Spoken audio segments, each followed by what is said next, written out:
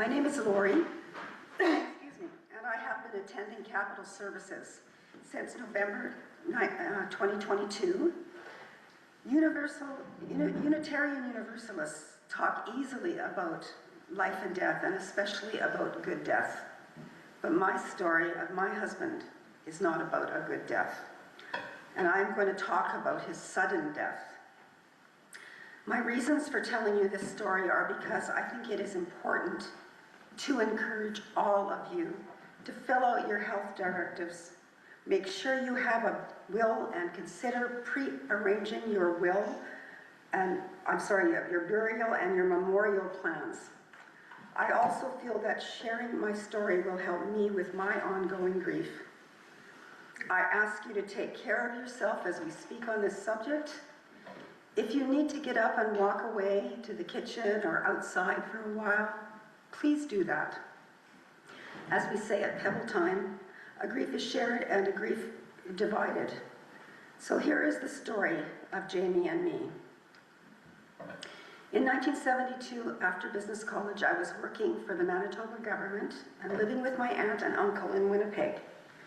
I was introduced to Jamie, whose family and mine have had 4 generations of being friends. He was 5 years older than me, so I had not seen him since I was 10. But having known his parents and siblings in all my life, it made our relationship easy and comfortable. We moved in together on the 3rd of April in 1973 and married on August 25th of the same year. Jamie was easy to fall in love with. He was smart, handsome, and funny. He was a meteorologist and a climatologist and was really adventurous in his career.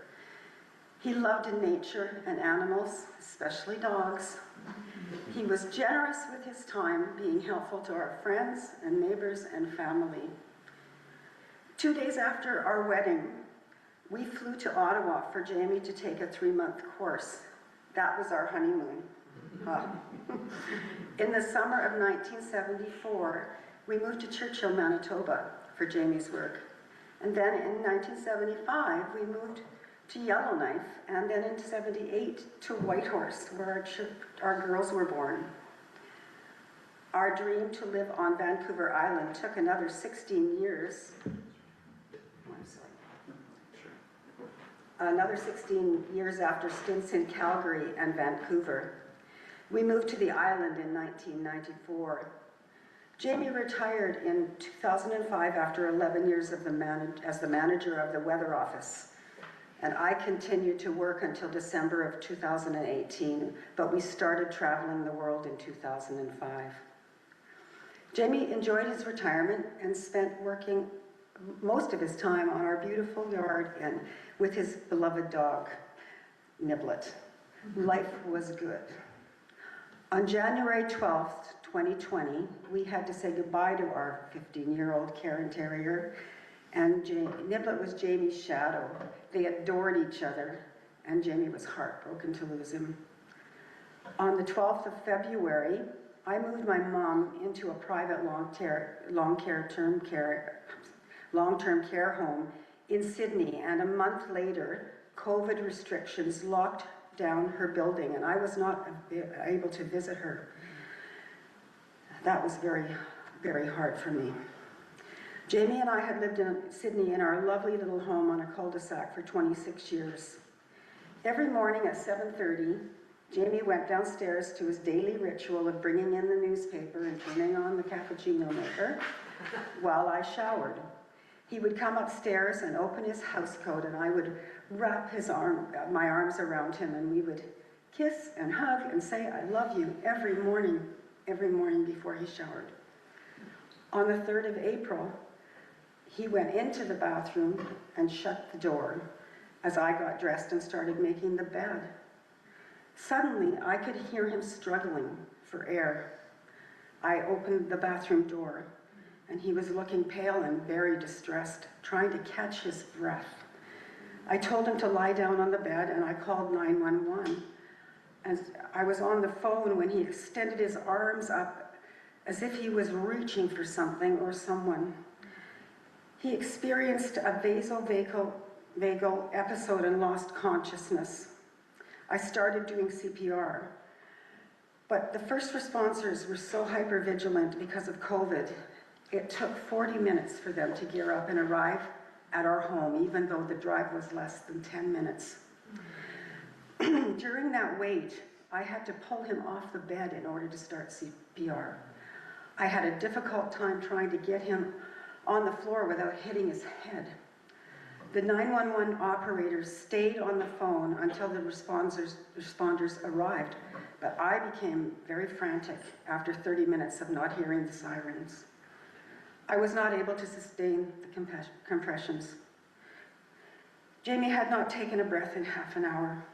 I was talking to him, telling him how much I loved him and begging him not to go. The first responder to arrive was a fireman, and he immediately called for the advanced life support. By now it was 8:20 a.m. A few minutes later, 2 ambulances arrived. Once they were with Jamie, I stepped out of the bedroom. I was in shock. Everything was surreal, and I felt very numb. I knew that he had been without oxygen for far too long. I was afraid he was going to die, but I was also afraid he might not. Jamie did not want to be kept alive medically, and his health directive paperwork stated so. I phoned my neighbor and let her know what had happened so she could tell the other neighbors why there was commotion outside. Next, I had to call my daughters.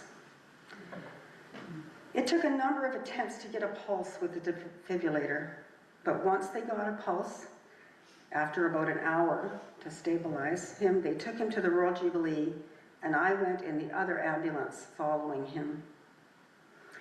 It was a 40-minute trip to Royal Jubilee, so the young male paramedic and I had a profound conversation around COVID and now how this was going to affect my immediate future. The first thing I realized was the extreme lack of traffic. We were alone on the highway on a Friday morning. When I got to the hospital, the COVID protocol was extreme, and they put me in a tiny room and said not to leave for any reason. After 25 minutes, the cardiologist came out and explained that Jamie had had a ventricular fibrillation cardiac arrest, and they would be cooling him down and doing numerous tests on him all day, and that I should just go home and come back tomorrow, the next day. I took a cab home. Still no traffic. Remember those days? Finally, after having breakfast, I started making calls to my family and friends. My lovely friend in Oak Bay right away offered me her guest room so that I could be closer to the hospital. I packed a bag and drove back to Victoria. This was when I realized that COVID could be very difficult for me, but it also could be my friend, when I had to drive to and from the hospital and to see my kids in James Bay. His cardiac arrest was on the Friday, and I went back to the Jubilee on Saturday, and Jamie was in a private room in the cardiac ICU. He was hooked up to monitors and receiving oxygen through a breathing tube.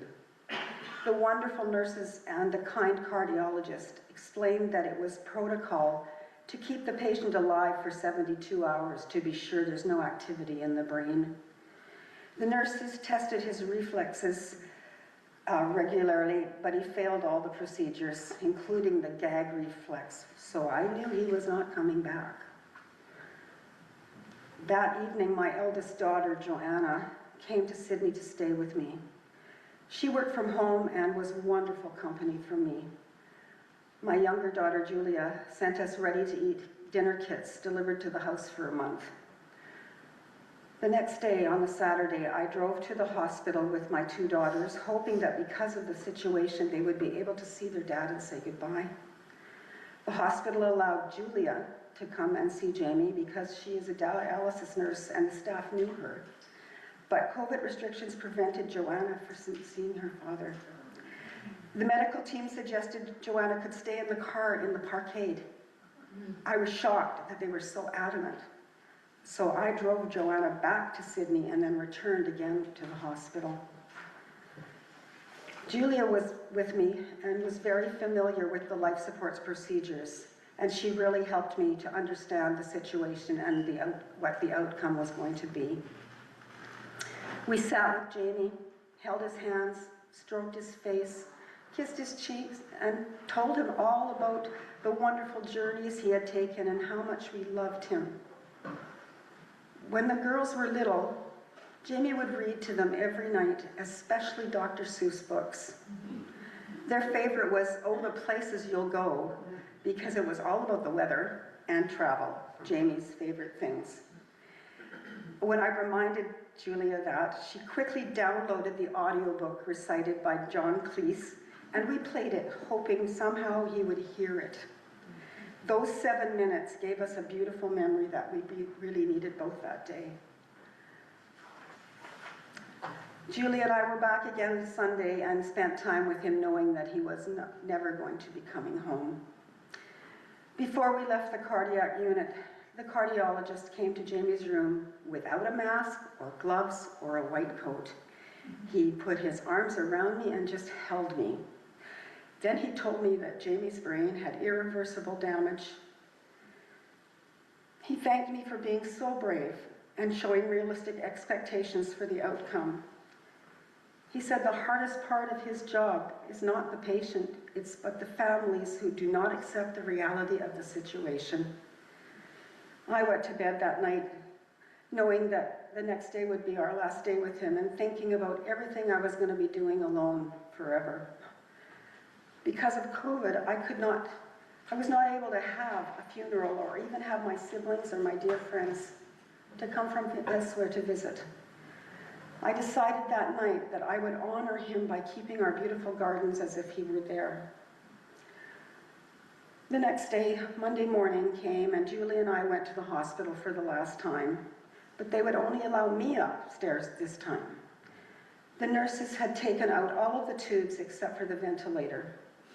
The cardiologist explained that once they removed the ventilator, it could take minutes or hours for him to die. Having to hear that all alone was devastating and difficult. But Julia was waiting downstairs, and they eventually allowed her to come up to me into Jamie's bedside. We spent a few minutes saying our last goodbyes, and just as the nurse removed the ventilator, Julia once again played that audiobook. It was 7 minutes long, and as it just finished, the monitor flatlined. Jamie was 70 years old, just a few months shy of our 47th anniversary. We left the hospital. I took Julia home to James Bay, and then I went to Sydney, again with very little traffic. Many years ago, when we started traveling, Jamie and I had pre-arranged our cremations at Simply Cremations in Sydney. I got in touch with the mortician that day, and she took Jamie to the Royal Oak Crematorium, so he didn't have to spend a night in the hospital. She even came to my home so I could sign the paperwork and give her the clothes that I wanted him to wear. I picked his favorite travel pants and shirt for his last trip. This was his second outfit, and I wear his clothes sometimes. I went to South Africa and wore these clothes a lot because having him with me, it felt like he was with me. She was wonderful and supportive and made that process so easy for me, and I was so grateful that we had the foresight to arrange our cremations before he died. I was grateful for all my wonderful friends and neighbors who checked in with me daily and arranged walks and other outside activities that we could do during COVID, but everything else was really hard. I had to spend hours on the phone to the government and utilities and the banks, and I could only FaceTime twice a week for 15 minutes with my mother, and I was not able to tell her in person that Jamie died until September 24th, when her care home reopened and I could be with her. My mom then died on November 24th, 7 months after Jamie. Meanwhile, life went on as I tried to find my way and take charge of all the daily things that he used to do, and I spent most days in my garden talking to him. I promised myself that I would be a positive example for all my family and friends who had not yet experienced the sudden loss of a spouse. They watched me navigate during the next 2 years during COVID. I found peace in my garden and felt Jamie's presence there. I would always wear his hat in working in the yard so that I could have him on my mind. I cherished my friends and neighbors who shared my grief and showed me I wasn't alone in this difficult journey. I learned that some people are very conflicted with death, especially sudden death. Jamie's sudden death was such a shock for everyone who knew him. It has taught me to never take anything for granted and to be grateful for the life that I had with him. Here are some lessons that I learned. It is never too soon to make sure your will is in order. It is never too soon to pre-arrange your cremation or burial, or if you think one day want a you celebration of life, talk to them sooner than later. And as my daughter told me, if you want your death to him help and improve to save a life, please register as an organ donor, even if you're 70 years old. The reason they wouldn't take Jamie's eyes is because of COVID, but they will take your eyes and put them in another 70-year-old. And so basically, if you want your death to help improve that life, please register and make sure your wishes are known. I don't want sympathy. I just want my lessons to help others. When I sold our Sydney house and moved to James Bay, I was blessed to be introduced to the Capital Congregation by Winnie Cooper. I have made new friends and learned so much from all of you. Thank you for listening to my story. A grief shared is a grief divided. And during the forum after coffee, I look forward to your questions if you want to ask me anything about Jamie.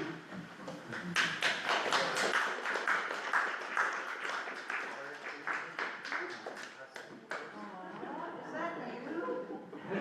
Laurie, is that you up on the screen? That's my wedding. Oh, That's my wedding. And that's Jamie and Niblett. And Sydney on the waterfront. Nice. And that's one little piece of our backyard, a beautiful garden. You could use the mic, Laurie, so she's on Zoom here. Yeah, There we go. yeah, that's part of my garden. And he was always out there making it beautiful. Beautiful. Yeah. And that's my daughter Joanna with me. Lovely. And then the other one is my beautiful other daughter, Julia. Nice. She's got Ehlers-Danlos. She's my daughter with a disability. Oh, And there we are again, somewhere, I can't even remember. Yes, but there we were. And that's a picture gorgeous. that was taken on a cruise ship leaving Van Up to my Athens. thing. Up to the mic. Oh, sorry. This picture was taken on a cruise ship when we just left Athens, and it was just around our 38th anniversary. And when our kids saw it, they thought we looked like movie stars. Yeah.